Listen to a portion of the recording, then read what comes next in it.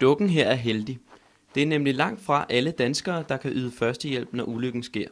Ifølge tal fra Dansk Hjertestopregister bliver der kun givet førstehjælp ved hver 5. hjertestop, inden hjælpen når frem. Dermed er der færre danskere, der yder førstehjælp, sammenlignet med vores naboer i Norge og Sverige.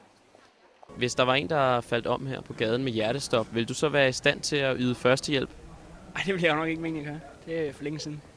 Hvornår har du sidst været på førstehjælpskursus? Det har jeg aldrig været. Er du i stand til at yde førstehjælp i dag? Nej, det er jeg ikke.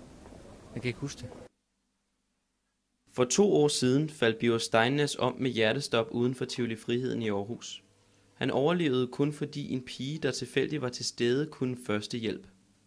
Og sådan sidder hun og 10 minutter og simpelthen prøver med det her hjertemassage til mig. Birger Steinnes kom til live og faldt væk igen. 3 gange fik pigen liv i den hjertesyge. Hans hjerte slog igen, da de professionelle tog over. Men der reddede hun mig ved, at hun kunne give førstehjælp. Og så kommer det, ja, nu rører det mig igen, når jeg skal fortælle det. Den pige, hun kunne bare det der. Det var hende, der reddede mit liv. Kasper Sønderdal er faldgræder og sikkerhedskoordinator i Muskelsvindfonden. Han mener, der i Danmark har været for lidt fokus på at lære førstehjælp. Jeg er overbevist om, at når så få danskere kan førstehjælp i dag, så er det simpelthen fordi, vi har været for dårlige til på samfundsplaner at bygge en tradition op omkring, at det er vigtigt. Du er nødt til, synes jeg, som medmenneske at kunne være med til at gøre en forskel.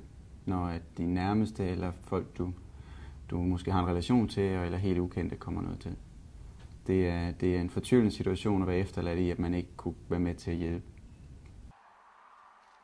Tilbage hos Birger Steinnes har holdningen til førstehjælp ændret sig efter ulykken.